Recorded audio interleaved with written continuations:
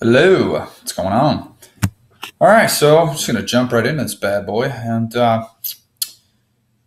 now, forgive me with these names were going to be brought up in these passages and me saying it. I'm saying it how I feel it's being said. So bear with me. No. A lot of these passages are long. I'm not going to, be mundane and just read through the long passages. A little too much going on. So I figure on the short ones, I'll just, like for instance, Job and his family at the start of it, an attack on Job's character. Those are smaller passages, so I'll just go off of that and give my interpretation. Other than that, like the longer ones, I'll read at my own time, and I'll just do like I did Esther, and just hey, this is blah blah blah. So again, this is what I'm feeling. This is the interpretation. Is not. I'm not like instilling others to be like, oh yeah, this is how you should look at it. No, you should look at it your own way and how you feel about the vision. I'm just giving my vision of it. But anyway, so we got Job and his family. So there was once a man in the land of Uz whose name was Job. That man was blameless and upright, one who feared God and turned away from evil.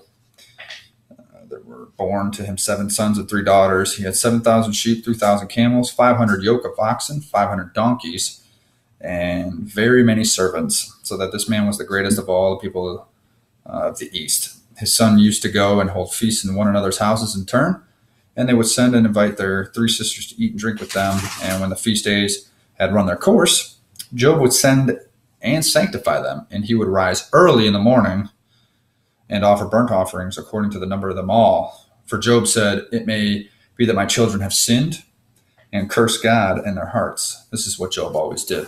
So that's kind of funny with that. It's the whole idea of you don't know what's going on in someone's mind. It's just a bunch of wordplay going on. And okay, my dog wants to sit. This is Sheldon. Anyways, I'm going to sit on my lap, so we're going to do that. So you don't know what's going on in people's minds until they speak it, right? So there's a bunch of wordplay throughout this, throughout life, and how you say things can affect people, like and whether you show empathy versus apathy. But Job is looking at it like I'm thinking, hey, my kids, I don't know, hey, they're drinking, their feast is being merry, I don't know, they could be, sin in their hearts and in their minds, right? You don't know, because maybe they're not speaking it, but you never know what's going on in the thought process, right? Because I could think you can sin mentally versus physically, right? You got mental abuse versus physical abuse.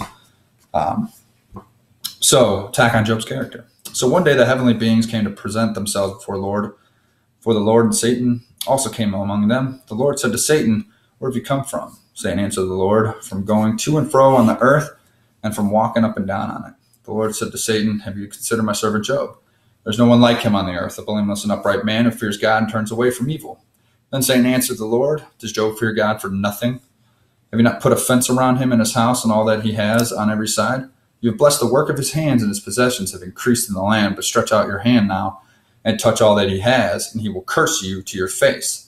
The Lord said to Satan, "Very well, all that he has in your power, only do not stretch out your hand against him." So Satan went out from the presence of the Lord.